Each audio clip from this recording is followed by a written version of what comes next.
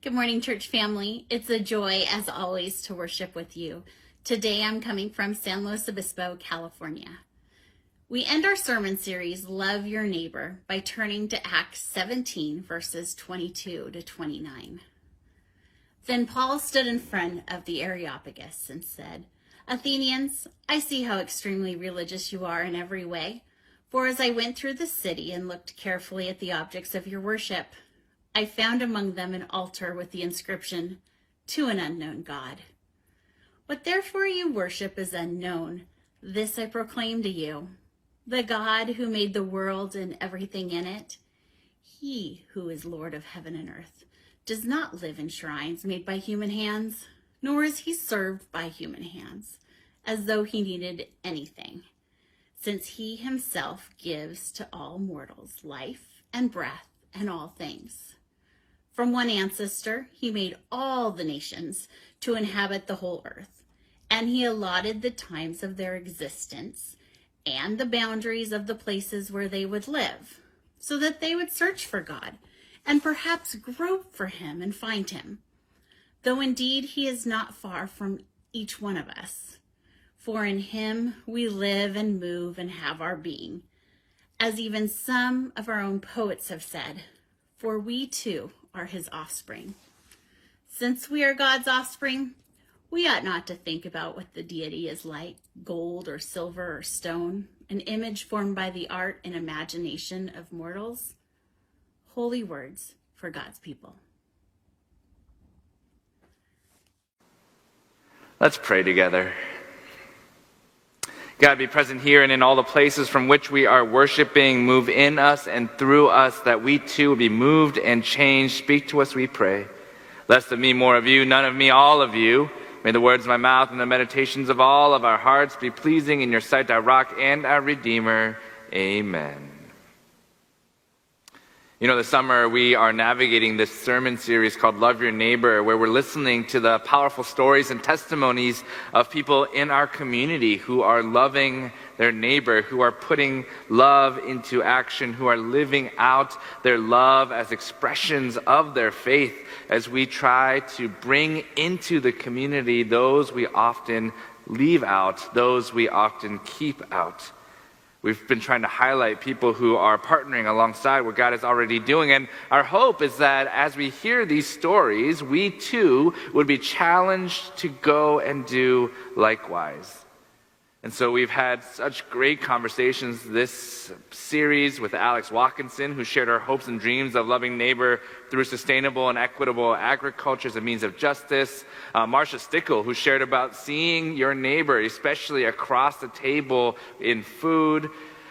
Jim O'Farrell, who shared about loving neighbor through shelter and the idea that building houses could lead to building homes of abundance and love and community. Betsy Geib shared and encouraged us to see and love our community members with disabilities. And Alan Leslie reminded us the power of creating spaces, listening for and listening to one another, where people can feel and experience love. Today we close our series by looking at the topic of interfaith. So in our text this morning, we find that the Apostle Paul is waiting in Athens for Silas and Timothy to join him. Together as a team, they've been traveling across the region preaching the good news almost exclusively to Jews with varied levels of success. But here now in Athens, Paul is waiting for them to arrive.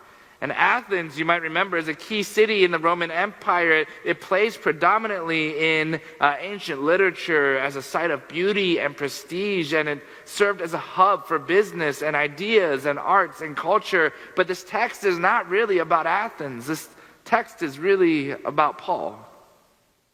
You see, if you read the verses immediately before our text, Paul is distressed in Athens, in the city of idols, and Paul starts doing debates with everyone. He argues in the synagogues with Jews and other devout persons. He is in the marketplace every day with those who happen to be there. He argues so much, he babbles so much, he's so interesting and so intriguing to the people in Athens that the elite council brings him before them just to hear what he has to say. Remember, Paul is a devout Jew.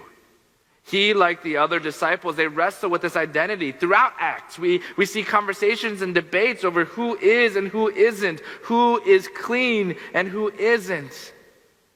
And even though they are preaching the gospel of Jesus Christ, even though they are following this new way, they are Jewish nonetheless. He is Jewish nonetheless. And it's in that identity. He is a Jew in a Gentile world, a Jew in Athens, a different world, an unclean world, a world he is forbidden to touch and take in. But in this world, he doesn't turn away from them. He doesn't turn away from the other, even as they are idolaters of a God different than his God. Instead, he turns toward them, and his message is simple. God is not far. The God who created us all also desires you. Read again with me verses 26 and 27. It says, from one ancestor, God made all nations to inhabit the earth, and God allotted the times of their existence and the boundaries of the places where they would live so that they would search for God and perhaps grope for him and find him, though indeed he is not far from each one of us. See, what Paul does is not rebuke the Athenians for their faith. He doesn't dismiss their faith as wrong. He doesn't look down on them for their faith. Instead, he turns towards them. He finds a common ancestry with them, and he teaches them that they are all on their journeys toward this limitless God who made all the nations. You don't have to be where I am, and I don't have to be where you are, but God meets us. God meets me. God meets you. God meets us where we are on our journeys toward this limitless God. If only this could be the prominent message of the church in today's context. The God who created us all also desires you. Then we might not see videos of Christian missionaries in Uganda and other parts of the world berating people, calling them profane words, all in the name of Jesus. We might not see white nationalists, and in particular white Christian nationalists, desecrate at best and more often than not shoot up sacred spaces of worship of other religions, all in the name of Jesus. Then we might not put our arrogance aside and be willing to sit by side with those who are different than us, all in the name of Jesus, simply because the God who created us also created you. The God who created us also desires you. Today I want to share with you a conversation I had with Shama Farag. She's a member of the Islamic Center of Bothell. And we had the opportunity to explore together our shared faith heritage back to Abraham and to dream about how we can be neighbors to one another, showing love to different faiths and religions, turning into one another without judgment but with love. I'm grateful for her taking the time to connect and to record. I know I was so blessed in getting a chance to sit down and hear from her, and I know you will be too. And so let's go to that video now.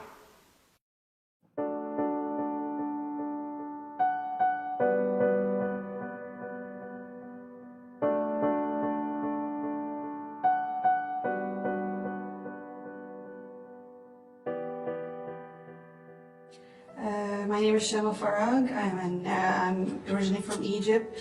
I'm a writer and an Arabic interpreter, and that's it. Yeah, and you live in this area? Yeah, I used to live in Bothell. This is my fourth year, but I used to live in Redmond before, and I was in Canada before that, and in Saudi Arabia before that. Wonderful. Yeah. And what brought you to Bothell initially? I heard the school district is amazing, and we were looking for a house, so we just came here for that. Wonderful. Well, one of the things that we wanted to share about is this joint passion we have for justice and for our community. And you're part of a couple of different groups that really, from the Muslim perspective, it allows and invites us to have conversations and dialogue towards love and towards justice. Tell us about a couple of those. Let's start with FIRE. Actually I started volunteering. I was invited as a panelist once or twice at their platform. FIRE is fostering interfaith relationship in the East Side. I'm no longer with them, but one of my friends actually, she lived close by an event they were hosting, and she knows I memorized third of the Quran, the whole scripture, and I do have a good grasp of the Arabic knowledge. I'm an interpreter. I have a diploma in Islamic theology, so she invited me to come and speak. It was amazing. Then I was there for a while, and then I figured out that there is another program in our mosque, Muslim Association of Puget Sound. It's Interfaith Outreach Community.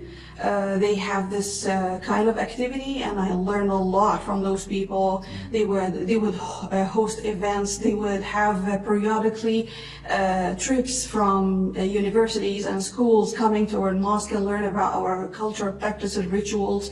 And they would host an annual event in Ramadan. We usually everybody's invited, but we specifically focus on the non-Muslims to have the iftar dinner with us. Iftar is an Arabic word that means you're breaking your fasting. So we invite them for a meal after we break our fast together. We share a meal and we bring a speaker, and we have a Q&A. Anybody have any question, no judgment. You ask it whatever you want, and we give you answers. And they do activities in Redmond Lights. They're so active, and do not assume that being born as a Muslim is enough. I learn a lot from them. Yeah. Why was it important for you to invest your life and your work and your time into these organizations and into this kind of activities? Because we're here as a minority. It's a non-Muslim dominant culture. We need to know more about the other cultures and let them know more about us. And this is how you build a community. This is how you build a sense of belonging, a sense of connectedness where you live. This work is really important to bring people together, to make them feel like they are connected, there's something they share, and we'll focus more on what we share more than what we different than each other. Yeah. We have been blessed here at Bothell to partner with Islamic Center at Bothell.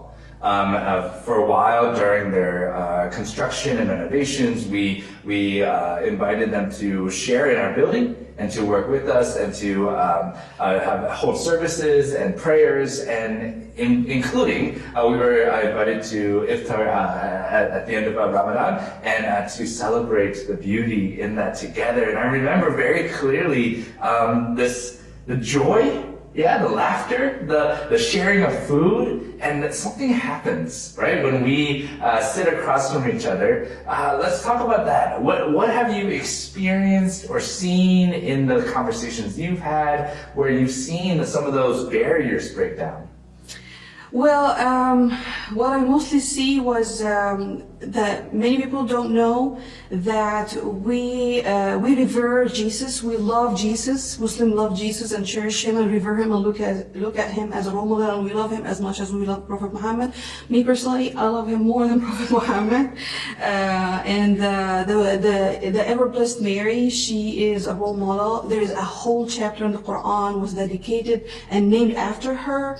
And it's to highlight how she was chaste and modest, and we look up to her. So many people don't know that, and many people have questions like the controversial questions regarding some verses of the Quran, and they were surprised that we're all out of context. And you just see, I invite them every time whenever I get something question like that. I invite them to read the rest of the verse and learn the context of the verses specifically, and most of them is talking about different stories from the old time to highlight how those old people struggled during their mission and how they reacted to the confrontation they were facing and stuff like that. And regarding what you said,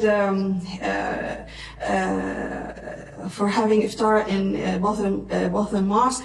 I remember because our mosque, the ICOB or Islamic Center of Bothell, is under construction for a while, and I remember bringing my kids to the Friday Holy Prayer here at Bothell Methodist Church, and it was Christmas time.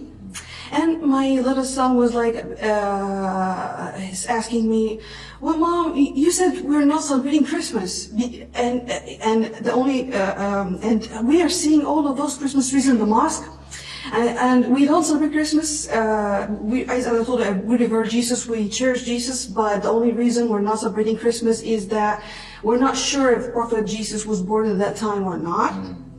That's the only reason why we're not celebrating at this time. And it was important for me to highlight that it's not a mosque, it's a church, and highlight that it's someone else's effort to show their love for us. So they love us, they include us, and they wanted us to feel we belong and we're connected. So they brought us here to do our prayers, and we love them back. And so we trust them to come and pray safely and freely at their space.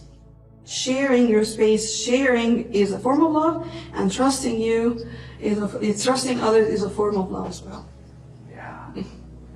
There's something beautiful about recognizing difference, because I think so often when we are encountering people or cultures or customs or religions that are different than what we understand, we approach it from a place of fear and distrust, and we say, well, they must be believing something different, and we need to keep them out. And I think what I'm hearing you share is that even in our difference, we're able to celebrate the beauty of us coming together, sharing in our stories, sharing in our traditions, and sharing in the food even, so that we can build community together.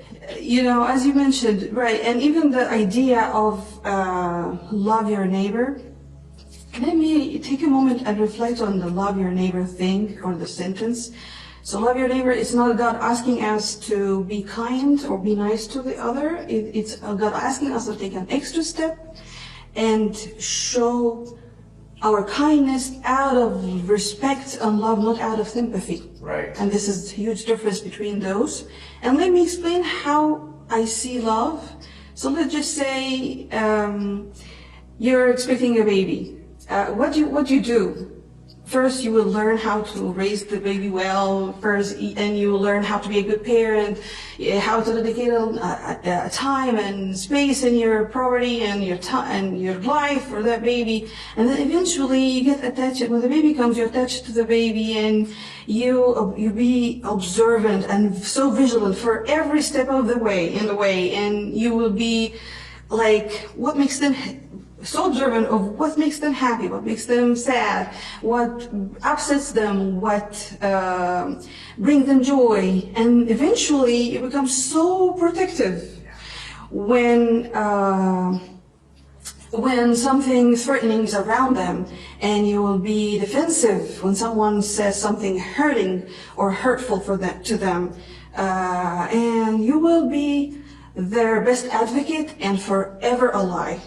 So this is what love means to me, and this is so aligning with the core Islamic values of seeing the other with respect and reaching out and being kind to the other out of respect and love and not out of sympathy. I remember one of the stories of the Prophet Muhammad, peace be upon him. He was a brilliant speaker. He was eloquent and everything. And he wasn't given a speech. He was in the middle of the session. And one of his grandsons was actually having a speech delays and stuttering like a lot. And he interrupted the session. And everybody was looking at the kid with sympathy, and they would turn their face away so they would hide the awkwardness of the situation. He would spend minutes to explain one sentence, and it was getting awkward and awkward. But the Prophet smiled. He didn't interrupt the kid. He let him finish, and after the kid finished, he bring him close, pat him on the shoulder, hug him an affirmation, and said, and looked everybody in the eye and said, you know what?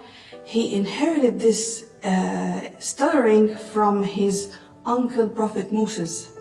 So in a moment, he turned the something that everybody would look at with sympathy into something that everybody looks at with respect. And and this is love your neighbor in action, loving the other in action. Like you're bringing me and bringing Muslim voices here at your platform to share their stories and speak about themselves. So this is love your neighbor in action. Thanks for bringing me here. Well, it is our joy to have you and to continue the partnership and the relationship that our two communities have, and to be aligned in this vision and this dream of the world that we might imagine together. Help us, just what are some practical ways that we can cross the difference, cross the divide? What are some practical ways that we can do the loving in action? How might we do that together? Well, I believe one of the practical ways that we're actually doing at in the Muslim Association of Puget Sound MAPS is getting people together through culture and art.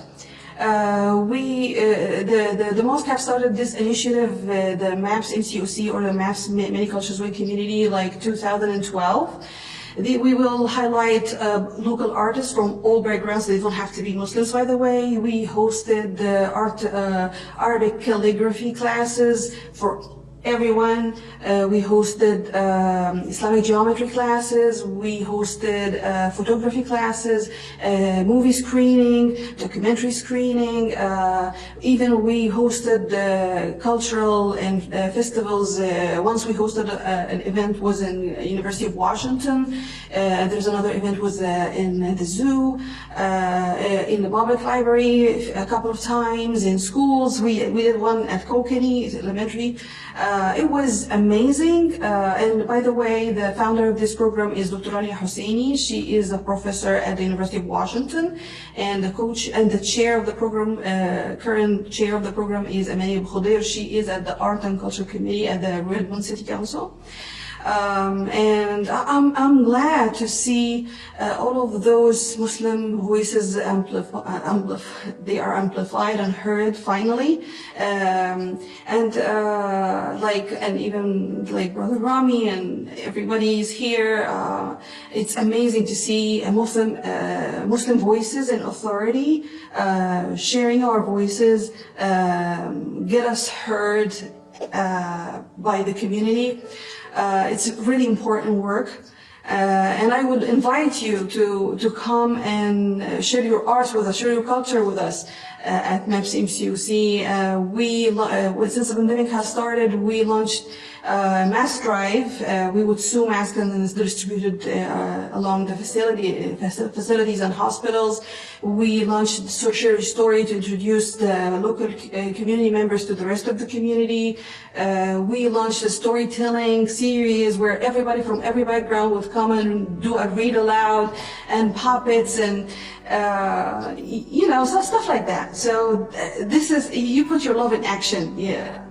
And it sounds like it's a celebration It of is. our cultures, of our differences, recognizing that the holy and sacred in you is also the holy and sacred in me. And as we are together as siblings in this very hectic and busy world, we can still dream together of how we might dream of this world of love at the end of the day. Yes, absolutely. Absolutely, I agree with you. And it's amazing to show. I studied creative writing at the Wesleyan University, and they always tell us, you show more than you tell. And I see this is embodied in your initiative, the Love Your Neighbor initiative, and I'm so grateful to be here and be heard. Thank you.